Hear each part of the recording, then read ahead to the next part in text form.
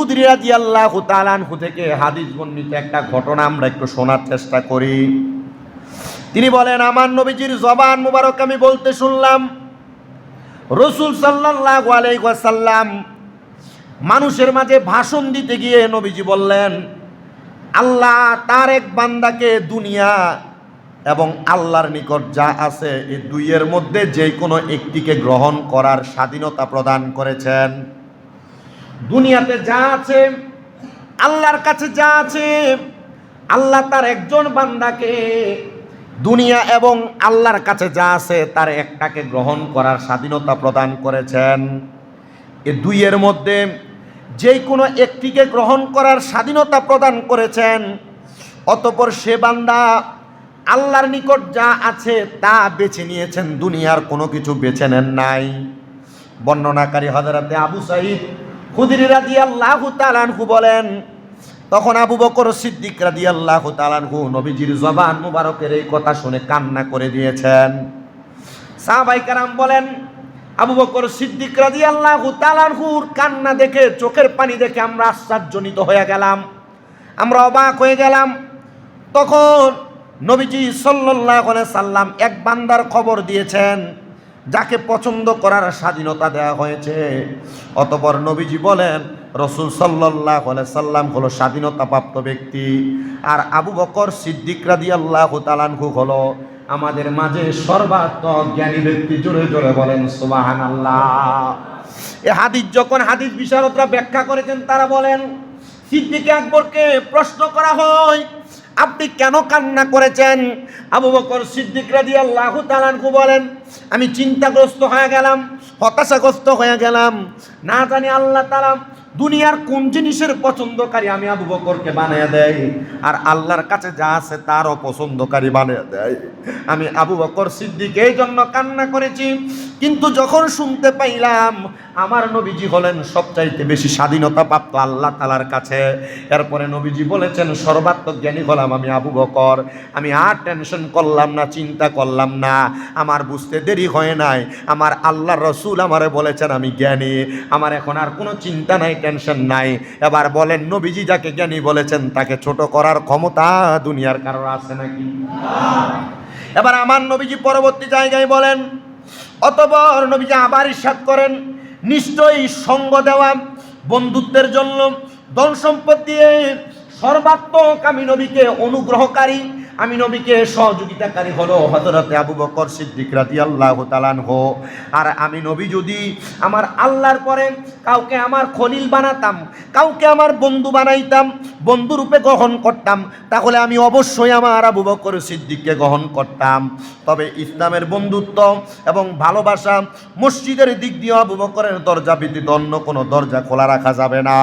আমার নবীজি এটা বুঝাইলেন, মসজিদে যখন তোমরা প্রবেশ করো, ওই মসজিদে প্রবেশ করার সময় আমার আল্লাহ তাআলা তোমাদের কদমে কদমে এক একটা সওয়াব আমার আবু বকরের আমলনামার মধ্যে লিখে দেয়। জোরে সরে পড়ি সুবহানাল্লাহ। এরপরে নবীর একটা হাদিস, আন ইবনে উমার قال কুন্না নুখাইয়িরু বাইনান নাসি ফি জামানিন নবী সাল্লাল্লাহু আলাইহি সাল্লাম ফানুখাইয়িরু আবি বকর সুম্মা উমর সুম্মা উসমান ইবনে আফফান। হযরতে ওমর রাদিয়াল্লাহু তাআলা আনহু বলেন, আমরা রাসূল সাল্লাল্লাহু আলাইহি সাল্লামের সময় লোকদের মাঝে উত্তম ব্যক্তি হিসেবে সাব্যস্ত করতাম। নবীজি যখন দুনিয়াতে ছিলেন আমরা মানুষের মাঝে কে ভালো কে মন্দ, কে কত ভালো কে কত ভালো আমরা যাচাই বাছাই করতাম। এবার আমরা যাচাই করতে গিয়ে পাইলাম ইসলামের মধ্যে নবীজির যুগে সর্বশ্রেষ্ঠ যিনি ছিলেন তিনি হলো হযরতে আবু বকর সিদ্দিক রাদিয়াল্লাহু তাআলা আনহু, তারপরে হযরতে ওমর ইবনে খাত্তাব, তারপরে হযরতে উসমান ইবনে আফফান, নবীজির দুই মেয়ের জামাতা। আমরা তখনই তাদেরকে দেখে দেখে বাছাই করতাম। এবার আসেন নবীজির আরেকটা হাদিস দেখেন, তিরমিজি শরীফের দ্বিতীয় খণ্ড 208 নম্বর পৃষ্ঠা 3675 নম্বর হাদিস শরীফ। আল্লাহর হাবিব সাল্লাল্লাহু আলাইহি সাল্লামের হযরত ওমর ইবনে খাত্তাব রাদিয়াল্লাহু তাআলা আনহু হাদিস বর্ণনা করে, আন আন উমারু আমার নাম রাসূলুল্লাহ সাল্লাল্লাহু আলাইহি সাল্লাম হযরতে ওমর ইবনে খাত্তাব রাদিয়াল্লাহু তাআলা আনহু বলেন, যখন তাবুকের যুদ্ধে রওনা করবে তখন আমার নবী আমাদেরকে আদেশ প্রদান করলেন, না তাসাদ্দাকা ওয়া ফাকা যালিকা ইনদি। নবী আদেশ করলেন, ওমর তোমরা সদকা করো, যুদ্ধের জন্য কিছু কিছু মাল দাও।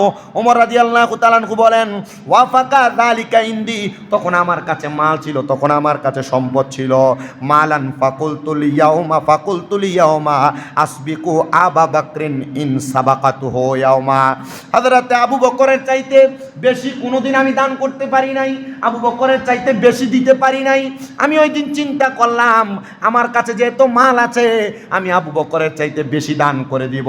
আমার রাসূল সাল্লাল্লাহু আলাইহি সাল্লামের আদেশ মোতাবেক ওমর রাদিয়াল্লাহু তাআলা আনহু ওনার যত মাল ছিল, যত সম্পদ ছিল, তার অর্ধেক মাল আমার নবীজির কাছে আইনা ডাক দিয়া বললেন, ইয়া রাসূলুল্লাহ আমি আপনার কাছে আমার অর্ধেক মাল এনেছি। নবীজি প্রশ্ন করে, ওমর ইবনে খাত্তাব তোমার বাড়িতে তোমার সন্তান তোমার পরিবারের জন্য কি রেখে আসছো? এবার হযরত ওমর রাদিয়াল্লাহু তাআলা আনহু বলে, ইয়া রাসূলুল্লাহ এখানে যা মাল দেখতেছেন এর অর্ধেক পরিমাণ আমি এখানে রেখে এসেছি, এর সম পরিমাণ রেখে এসেছি। এবার আমার নবী বলেন, আবু বকর তুমি কি এনেছো? ইয়া রাসূলুল্লাহ আমার ঘরে যত মাল সামান ছিল আমি সব আপনার জন্য নিয়ে আসছি। আমার নবী বলে, তোমার সন্তান এবং তোমার স্ত্রীর জন্য কি কিছু রেখে আসো নাই? আবু বকর সিদ্দিক বলে, আল্লাহর কসম করে বলি ইয়া রাসূলুল্লাহ আল্লাহ এবং তার রাসূলকে আমি আমার ঘরে রেখে আসছি। ওমর রাদিয়াল্লাহু তাআলা আনহু বলে, আজকে আমি আবু বকরের চাইতে বেশি দান করতে পারি নাই রে মুসলমান। ওমর রাদিয়াল্লাহু তাআলা আনহু বলেন, দুনিয়াতে কোনোদিন কেউ নবীজির সাহাবী হযরতে আবু বকর সিদ্দিকের মতো দান করতে পারবে না, আগে যাইতে পারবে না।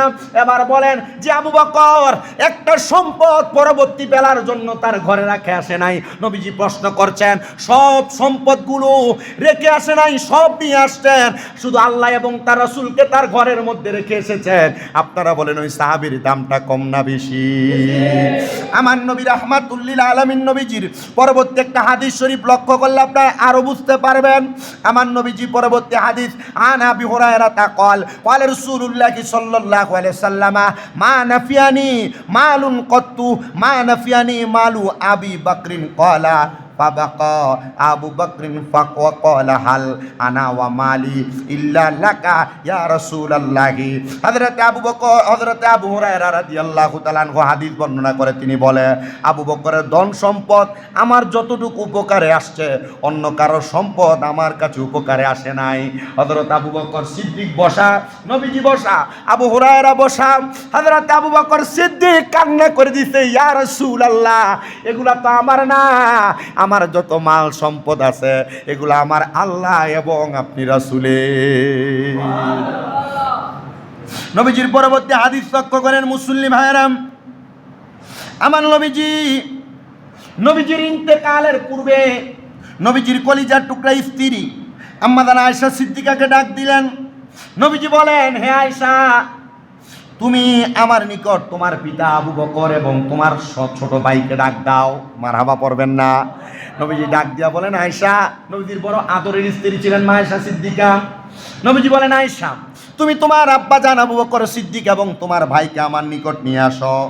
নবীজি অসুস্থ অবস্থায় কথা বলার সাথে সাথে আম্মা জান আয়েশা বলেন, আমি আমার ভাইদেরকে খবর পাঠাইলাম। আমার নবী আবার বলতে লাগলেন, কেননা আমি ভয় করি কোনো কামনা বাসনা করবে এবং কোনো বক্তা বলবে আমি অধিক পরিমাণ হকদার খেলাফতের ব্যাপারে।